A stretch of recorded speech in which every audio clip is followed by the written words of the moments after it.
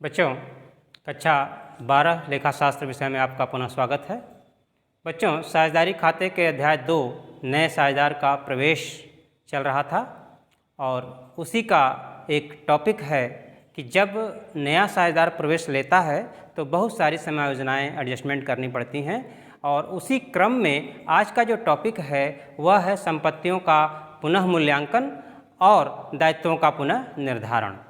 ठीक है बच्चों, जब एक नया साझेदार प्रवेश लेता है, अपने फर्म में नए साझेदार के रूप में आता है, तो वह पहले से जो हमारे साझेदार में संपत्तियों का मूल्य लिखा है, जो दायित्वों का मूल्य लिखा है, उसके बारे में वह आश्वस्त होना चाहता है कि वह मूल्य आज के डेट में कितना है, क्योंकि जो मूल्य लिखा गया है वह तो बहुत पहले का लिखा हुआ है। तो नया जो मूल्य है उसे फिर से मूल्यांकित करके लिखा जाता है और जब हम संपत्ति का फिर से मूल्यांकन करते हैं तो उसका मूल्य घट भी सकता है और बढ़ भी सकता है। ठीक उसी प्रकार जब हम किसी दायित्व का पुनः निर्धारण करते हैं तो उसके मूल्य में भी परिवर्तन हो सकता है। इन परिवर्तनों के फलस्वरूप लाभ या हानि होती है और इन लाभ या हानि को निकालने के लिए बच्चों हम एक खाता बनाते हैं जिसका नाम पुनर्मूल्यांकन खाता, अंग्रेजी में रीवैल्यूएशन अकाउंट कहते हैं। इस खाते को बच्चों कुछ लोग लाभ हानि समायोजन खाता के नाम से भी जानते हैं, पीएल एडजस्टमेंट अकाउंट भी कहा जाता है। इसलिए सेम यही चीज़ पीएल एडजस्टमेंट अकाउंट में भी हम तैयार कर सकते हैं। तो बच्चों, संपत्तियों के पुनर्मूल्यांकन और दायित्वों के पुनर्निर्धारण के लिए जो खाता बनाया जाता है उसे हम पुनः मूल्यांकन खाता या लाभ हानि समायोजन खाता कहते हैं। ठीक है, आइए इस पर कौन कौन सी जनरल प्रविष्टि होती हैं उस पर विचार कर लें और उसे देखें। बोर्ड पर आपको नज़र आ रहा होगा कि सबसे पहले हम ये देखेंगे कि पुनर्मूल्यांकन के फलस्वरूप पहली बात कि संपत्ति में वृद्धि हो रही है, अर्थात संपत्ति का मूल्य बढ़ रहा है। संपत्ति का मूल्य बढ़ रहा है बच्चों तो फर्म को फ़ायदा वाली स्थिति है, तो इसके लिए एंट्री क्या होगी आइए देख लेते हैं। ठीक है, तो यहाँ पर लिखा हुआ है, आप देख रहे हैं कि संबंधित जो संपत्ति होगी वो डेबिट हो जाएगी, यानी एसेट अकाउंट डेबिट। अगर फर्नीचर है तो फर्नीचर के नाम से फर्नीचर अकाउंट डेबिट होगी। ठीक है, यहाँ पर कोई ऐसी बात नहीं है इसलिए मैंने एसेट यूज किया हुआ है। तो asset account debit to revaluation account. बच्चों, ये जो रीवैल्यूएशन अकाउंट है वह स्वभाव से अवास्तविक खाता है, नॉमिनल अकाउंट है। ठीक है, तो यानी फ़ायदा वाली स्थिति में यह खाता क्रेडिट होगा और नुकसान वाली स्थिति में यह खाता डेबिट होगा। तो देखिए फर्स्ट एंट्री हो जाएगी आपकी asset account debit to revaluation account. ठीक है, नरेशन आप देख ही रहे हैं क्या लिखा हुआ है। ठीक, उसी प्रकार अगर संपत्ति में हमें कमी करनी है, ठीक है, तब क्या होगा, जस्ट इसके विपरीत एंट्री हो जाएगी। ठीक, revaluation account debit to asset account. ठीक है बच्चों, आप देख रहे हैं 2 एंट्री हो गई। ठीक इसी प्रकार से दायित्व पर आते हैं। अगर किसी दायित्व का मूल्य पहले की अपेक्षा कम किया गया है, जैसे मान लीजिए क्रेडिटर्स है, वो पहले से 13,000 रुपये है और फिर से जब इसका पुनः निर्धारण किया गया तो पता चला कि यह 12,000 पर आ गया। 1,000 के क्रेडिटर्स कम करने हमें, तो फर्म के लिए तो फ़ायदे की बात है क्योंकि हमारा दायित्व कम हो रहा है। तो फ़ायदे के लिए हमारा रिवैल्यूएशन क्रेडिट हो जाएगा और जो संबंधित दायित्व होगा वह कम होगा, अर्थात क्रेडिटर कम होगा। ठीक है, तो यहाँ पर एंट्री आप देख लीजिए, तीसरी एंट्री दायित्व में कमी के लिए। ठीक है, लायबिलिटीज़ में कमी के लिए लायबिलिटीज़ अकाउंट डेबिट हो जाएगा टू रीवैल्यूएशन अकाउंट हो जाएगा। ठीक है बच्चों, अब चौथी बात लायबिलिटी में वृद्धि के लिए पुनर्मूल्यांकन या पुनर्निर्धारण के फलस्वरूप दायित्व का मूल्य बढ़ भी सकता है, तो उसके लिए क्या होगा, अगर दायित्व बढ़ता है तो फर्म को नुकसान है, नुकसान है तो रीवैल्यूएशन डेबिट होगा। तो रीवैल्यूएशन अकाउंट डेबिट टू जो संबंधित संपत्ति दायित्व होगा उसे हम क्रेडिट कर देंगे। ठीक है, टू लायबिलिटीज अकाउंट हो जाएगा। आप बोर्ड पर देख रहे हैं चौथी एंट्री। ठीक है, नरेशन वहाँ से आप देख लेंगे। तो बच्चों, ये 4 प्रविष्टि हुई। इसी प्रकार से कुछ ऐसी संपत्ति हो सकती है जो पहले से लिखी न गई हो और अब लिखना पड़े। ठीक है, तो इसका एंट्री क्या होगा, यानी अनरिकॉर्डेड एसेट के लिए जो आप अब रिकॉर्ड करने जा रहे हो। ठीक है, तो जो भी एसेट होगा उस एसेट को हम डेबिट कर देंगे और रीवैल्यूएशन को क्रिएट कर दे रहे हैं, क्योंकि संपत्ति पहले से रिकॉर्ड नहीं थी, अब हम रिकॉर्ड कर रहे हैं, अर्थात संपत्ति का मूल्य बढ़ रहा है, तो बढ़ने वाली ही एंट्री यहाँ की जाएगी। आप 5वीं प्रविष्टि को देखिए, ठीक है। ठीक इसी प्रकार से कोई लाइबिलिटीज़ है, वह पहले से नहीं था और अब प्रकट हो जा रहा है, लाइबिलिटी बढ़ रहा है, तो लाइबिलिटी बढ़ने वाली एंट्री यहाँ पर करी जाएगी अनरिकॉर्डेड लाइबिलिटी के लिए, ठीक है। तो अनरिकॉर्डेड लाइबिलिटी के लिए क्या होगा कि रीवैल्यूएशन अकाउंट डेबिट हो जाएगा और 2 जो भी लाइबिलिटी होगी उसे हम क्रेडिट कर देंगे, यानी लाइबिलिटी क्रेडिट हो जाएगा, ठीक है बच्चों। तो ये सब सारी चीज़ें रिवैल्यूएशन पर करी जाती हैं। रिवैल्यूएशन ऑफ एसेट और रीअसेसमेंट ऑफ लाइबिलिटी के समय ऐसा होता है, ठीक है। और इन सभी से हम जो है एक खाता तैयार करते हैं, अभी हमने चर्चा किया है। तो रिवैल्यूएशन अकाउंट के डेबिट क्रेडिट में जो भी आइटम्स आएंगे उनका हम शेष निकालेंगे, और यदि क्रेडिट पक्ष बड़ा है रिवैल्यूएशन का तो लाभ की स्थिति होती है, और यह लाभ साझेदारों में बांट दिया जाता है, पुराने साझेदारों में उनके पुराने अनुपात में बांटा जाता है। इसके विपरीत स्थिति हानि की हो सकती है, और हानि की दशा में भी साझेदारों में यह हानि बढ़ती है, पुराने ही रेशियो में, पुराने अनुपात में और पुराने लोगों में बढ़ती है, ठीक है, उनके पूंजी में ट्रांसफ़र कर दी जाती है। तो आइए इनकी एंट्री क्या होगी, जनरल एंट्री, उसको देख लें। तो पहले लाभ के लिए है, पुनर्मूल्यांकन पर लाभ, ठीक है। तो revaluation account debit to partners capital account, यानी उनके साझेदारों के पूंजी खाते में ये लाभ ट्रांसफ़र कर दिया जाएगा। और हानि की स्थिति में जो आपकी छठी अगली प्रविष्टि है जो, उसको आप देखें, इसका जस्ट विपरीत है, partners capital account debit to revaluation account. तो बच्चों ये कुछ प्रविष्टियाँ रहीं रिवैल्यूएशन ऑफ एसेट और रीअसेसमेंट ऑफ लायबिलिटीज से संबंधित, ठीक है। उम्मीद करता हूँ कि ये बात आपको समझ में आए। आइए एक छोटा सा प्रश्न हम ले लें जिसमें कुछ संपत्तियों के रिवैल्यूएशन दिखाए गए हों और कुछ दायित्वों के रीअसेसमेंट दिखाए गए हों और रिवैल्यूएशन अकाउंट बनाने को कहा गया हो। तो बच्चों प्रश्न आपके सामने बोर्ड पर उपस्थित है, आप इसे पढ़ लें। आइए पढ़ते हैं, ठीक है, और इसे हल करते हैं। तो बच्चों प्रश्न हमारे बोर्ड पर स्क्रीन पर आ चुका है, आइए उसे पढ़ लेते हैं। एक्स, वाई और जेड एक फर्म में साझेदार हैं। उन्होंने पी को एक नया साझेदार के रूप में प्रवेश दिया है और पी के प्रवेश पर उन्होंने अपने फर्म की संपत्तियों का पुनर्मूल्यांकन और दायित्वों का पुनर्निर्धारण करने का निश्चय किया है। इनमें जो पहला एडजस्टमेंट है वह है कि फर्म के फर्नीचर का मूल्य जो कि पहले 5,000 रुपये था अब 5,400 किया जाए। समायोजन नंबर 2, अदत्त दायित्वों के मूल्य में 200 रुपये की वृद्धि की जाए। समायोजन नंबर 3, क्रेडिटर्स में 100 रुपये के ऐसे लेनदार हैं जो अब दावा नहीं करेंगे। एडजस्टमेंट नंबर 4, फर्म की संपत्तियों में 500 रुपये की एक ऐसी संपत्ति है जो पहले से लिखी हुई नहीं है, जिन्हें फर्म की पुस्तकों में अभिलेखित नहीं किया गया है। ठीक है बच्चों, तो ये सारे एडजस्टमेंट हैं और आपको इनसे क्या करना है, रीवैल्यूएशन अकाउंट तैयार करना है। ठीक है, आइए इस प्रश्न को हम हल कर लेते हैं। ठीक है बच्चों, तो बच्चों सबसे पहले हम रीवैल्यूएशन अकाउंट यहाँ लिखेंगे।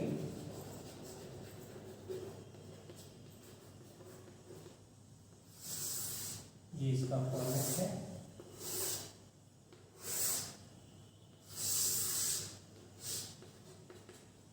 ये पार्टिकुलर्स हो जाएगा,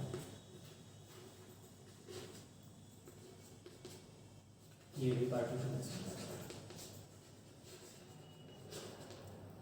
आइए पढ़ लेते हैं पहला एडजस्टमेंट। वहाँ देखें कि पहला एडजस्टमेंट है कि फर्म का जो फर्नीचर है वो पहले 5000 का था और अब 5400 हो गया है। ठीक है बच्चों, तो 5400 हो गया है, यानी फर्म का फर्नीचर का मूल्य 400 बढ़ गया है। तो फर्नीचर का मूल्य यानी एसेट का मूल्य बढ़ गया है तो फायदा वाली स्थिति है, और फायदा को हम लोग रिवर्सन के क्रेडिट में लिखेंगे बाय फर्नीचर। क्योंकि संपत्ति का नाम फर्नीचर है तो फर्नीचर लिखा जाएगा। कितना बढ़ा है? 400 रुपये। ये 400 रुपये हमने लिख लिया। अब बच्चों जो दूसरी एडजस्टमेंट है वह पढ़ेंगे। इसमें कहा जा रहा है कि अदत्त दायित्व को जो है 200 रुपये से बढ़ाना है। ठीक है, जो अदत्त दायित्व है आउटस्टैंडिंग लायबिलिटी उसको 200 से बढ़ाना है। ये तो नुकसान वाली बात हो गई। टू आउटस्टैंडिंग एक्सपेंसेस अदत्त व्यय 200 रुपये ये हो गया। अब बच्चों तीसरा क्या है? तीसरा यह है कि क्रेडिटर्स में एक 100 रुपये का लेनदार शामिल है जो अब दावा नहीं करेगा, अर्थात फर्म को 100 रुपया अब पे नहीं करना पड़ेगा। ये फर्म के लिए फायदे की बात है, तो फायदा हम क्रेडिट में दिखाएंगे बाय क्रेडिटर्स 100 रुपये। और चौथा और अंतिम समायोजना बच्चों दिया है प्रश्न में कि 500 रुपये की एक संपत्ति है जो कि अनरिकॉर्डेड है। ठीक है, पहले से लिखी हुई नहीं है, तो अब हम उसे लिख लेंगे, तो वो भी फायदे की बात है। हमारी संपत्ति का मूल्य पुस्तकों में बढ़ जाएगा। तो बाई अनरिकॉर्डेड एसेट्स, एसेट का नाम नहीं दिया हुआ है, हम यहाँ लिख दे रहे हैं अनरिकॉर्डेड एसेट।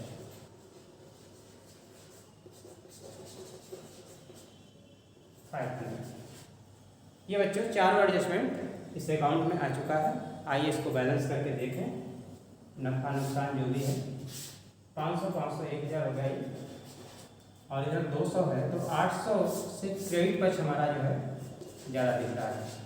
ये 800 रुपया क्रेडिट बढ़ा है, यानी फर्म को लाभ है, फर्म का लाभ है। ये पुराने साझेदार जो XYZ हैं उनमें बढ़ जाएगा। ठीक है बच्चों, तो प्रॉफिट हमें देख सकते हैं, प्रॉफिट हुआ है, और यहाँ पर हम पार्टनर्स कैपिटल में ट्रांसफर कर रहे हैं। तो एक्सेस कैपिटल, वाई कैपिटल और जेड्स कैपिटल यहाँ हम ट्रांसफर कर लेंगे। चूँकि प्रश्न में आप देख रहे हैं कि तीनों साझेदारों का अनुपात, पुराना अनुपात नहीं दिया हुआ है। हम अपने पूर्व ज्ञान को याद करिए कि जब भी अनुपात न दिया हो तो इक्वल मानते हैं, बराबर मानते हैं। तो इस 800 को हम इक्वल बांटेंगे तो कितना आ जाएगा? 3 से हम डिवाइड करेंगे। ठीक है, तो 3 दूना 6, 2 20, 3 6 18 और 3 6 18 ऐसे करके आ जाएगा। ये भी 2 6 6 आ जाएगा, और 2 6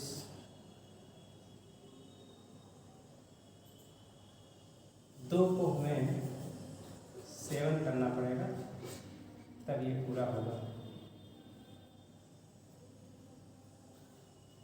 7 7 14 26 2 17 18 19 2 और 2 3 6 2 8। इस तरीके से एक आदमी को हमें 1 रुपये कम करना पड़ेगा एडजस्टमेंट के लिए।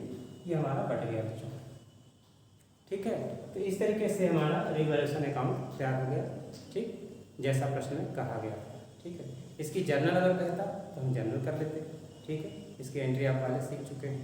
ठीक है, तो अब जब हम पूरे फुल क्वेश्चन को लेंगे तो उसमें जर्नल वगैरह सब कुछ आ जाएगा, फिर आप उसको समझ जाएंगे। उम्मीद है कि ये बात, एक छोटा सा प्रश्न आपको समझ में आ गया होगा बच्चों। तो आइए अब एक पूर्ण प्रश्न को लेते हैं और इसको हल करके देखते हैं ताकि पूरी बात अच्छे से समझ में आए। आइए बोर्ड पर देखते हैं प्रश्न को। 31 मार्च 2016 को ए और बी का निम्नलिखित आर्थिक चिट्ठा था तथा उनके लाभ हानि बंटवारे का अनुपात 2:1 था, 2 संबंधी 1 था। चिट्ठे में आप देख रहे हैं दायित्व पक्ष में पूंजियाँ दी हुई हैं और लेनदार दिए हुए हैं। संपत्तियों में भवन है, संयंत्र और मशीनरी है, स्टॉक है, विविध देनदार है और बैंक में रोकड़ है। ठीक। ठीक है बच्चों। नीचे कुछ एडजस्टमेंट है, आइए उसको पढ़ लेते हैं। व्यापार के लाभ में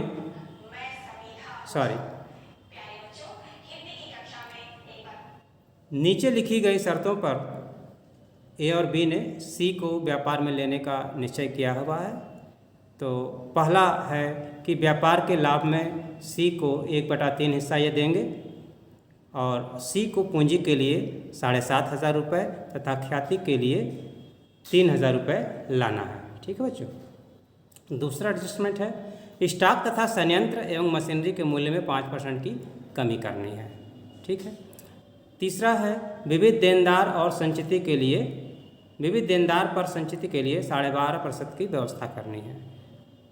चौथी बात है भवन के मूल्य को 10% कम करना है और पांचवी बात ख्याति की रकम को पुराने साझेदार निकाल ले जाएंगे। ठीक है बच्चों। उपरोक्त व्यवस्थाओं को संपन्न करने के लिए आवश्यक जर्नल की प्रविष्टियां करिए और लाभ हानि समायोजन खाता बनाइए। तो इसमें जर्नल एंट्री है और पीएल एडजस्टमेंट अकाउंट बनाने को बोला गया है। ठीक, तो आइए कर लेते हैं जर्नल एंट्री। ठीक है।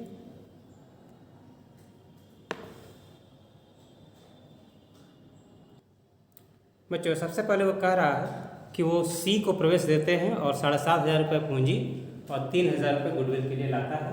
तो पहली जो जर्नल एंट्री हो जाएगी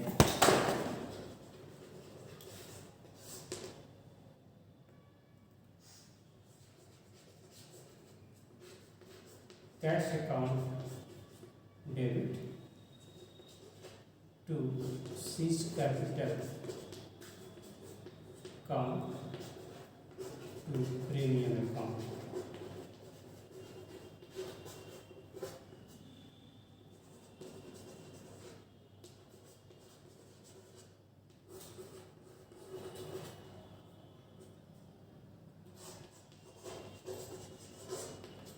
Being capital and goodwill brought by C। ठीक है। अब हम लोग इस प्रीमियम को पुराने साझेदारों में बांट देंगे।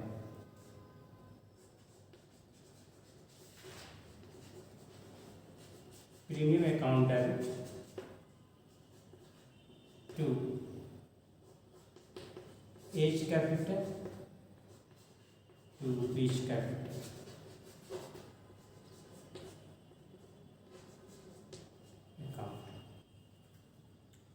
देखिए 3,000 को इनका पुराना रेशियो 2:1 था और प्रश्न में कुछ ऐसा बोला नहीं गया है, तो जाहिर है कि इनका त्याग अनुपात भी वही होगा 2,000 और 1,000। B premium credited to old partners capital in sacrifice ratio. ठीक, ये एंट्री कर लिया हम लोगों ने। अब उसके बाद प्रश्न में जो जो एडजस्टमेंट कहा गया है उसको करते हैं। बच्चों अब जो एडजस्टमेंट हमारा है वह है कि स्टॉक के मूल्य को भी कम करना है, प्लांट और मशीनरी का भी मूल्य कम करना है और देनदारों पर जो संचिति है वो भी कम ही करना है और भवन के मूल्य को भी कम करना है। यानी जितने भी एडजस्टमेंट है सब नुकसान वाले ही हैं, तो उसके लिए हम प्रविष्टि कर लेते हैं। ठीक, कि पीएल एडजस्टमेंट नुकसान है तो पीएल एडजस्टमेंट को डेबिट करना होगा, एडजस्टमेंट अकाउंट डेबिट। और जिन जिन संपत्तियों से नुकसान वो क्रेडिट करेंगे, जैसे स्टॉक है टू प्लांट एंड मशीनरी है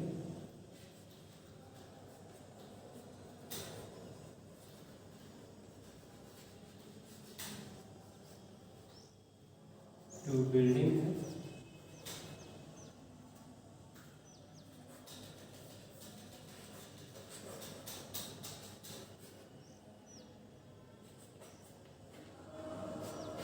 और 2 provision for DD on debtor होता है ये अकाउंट। अब आइए इसके अमाउंट्स को भरने के लिए देख लें कितने का है ये अमाउंट। तो आप देख रहे हैं स्टॉक पर 5% है और संयंत्र मशीनरी पर भी 5% है। तो स्टॉक आपका 10,850 है, तो यह आ जाएगा 543 रुपये। यह आ जाएगा 543 रुपये। बच्चों स्टॉक का 5% हमने निकाल लिया है, 542 रुपये 50 पैसा आ रहा था, तो 543 कर लिया गया। प्लांट मशीनरी 875 हो गया और बिल्डिंग का मूल्य 10% जो 25,000 है तो 2500 हो जाएगा। और देनदारों पर जो रिजर्व करना है वह 12.5% है, तो वो 500 रुपये आ गया। ठीक है, तो आइए इसका निरीक्षण कर लेते हैं। बीइंग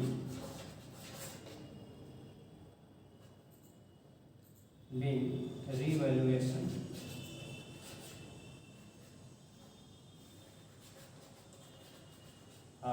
एसेट, एसेट का हमने रिवैल्यूएशन किया है। ठीक है बच्चों, सारा रिजल्ट कर लिया हमने। अब सवाल में आगे जो कह रहा है कि ख्याति जो है पुराने साझेदारों द्वारा निकाल ली जाती है। ठीक है, तो हम इसको निकालने की एंट्री कर लेते हैं अभी। इसके बाद वाली एंट्री जो लोग निकाले हैं ए और बी वो डेबिट हो जाएंगे। H capital account debit, B's capital account debit, to cash account. पैसा निकल गया। ये 3,000 की गुडविल थी, ये लोग अपने अपने हिस्से को निकाल लिए। ये being goodwill withdrawn by A and B निकालिए। अब बच्चों पीयर एडजस्टमेंट की एक ही एंट्री हुई है जिसमें ये डेबिट हुआ है, यानी ये टोटल नुकसान है। इस नुकसान को हम लोग ए और बी में बांटते हैं, तो नुकसान जब बटेगा तो कैपिटल डेबिट हो जाएगी। H capital account debit, B का भी पूंजी डेबिट होगा, टू लाभ हानि समायोजन खाता पीयर एडजस्टमेंट अकाउंट। ठीक, कितना नुकसान हो? 44,18। इसको बच्चों 2:1 में बांटना है क्योंकि यही उनका ओल्ड रेशियो है। ठीक है, तो 2/3 और 1/3, तो 1/3 का निकाल लेते हैं। 3 एकम 3 और 14 हो गया, 3 चौको 12, 2 21, 3 से 21 और 3 दूना 6, 3 छक्का 18, तो 3 रुपया कर लेते हैं। 1473 हुआ। ठीक है, 1473 आया। अब इसका ये 2/3 है, तो 3 दूना 6, 6 से कम हो जाएगा, 5 आएगा और 2 से 14 के 4 लगाइए, 2945 से हमारा एक हो गया है। इस प्रकार जोड़ेंगे भी आ जाएगा। ठीक है, ये बंटवारा हो गया। Gain loss on revaluation,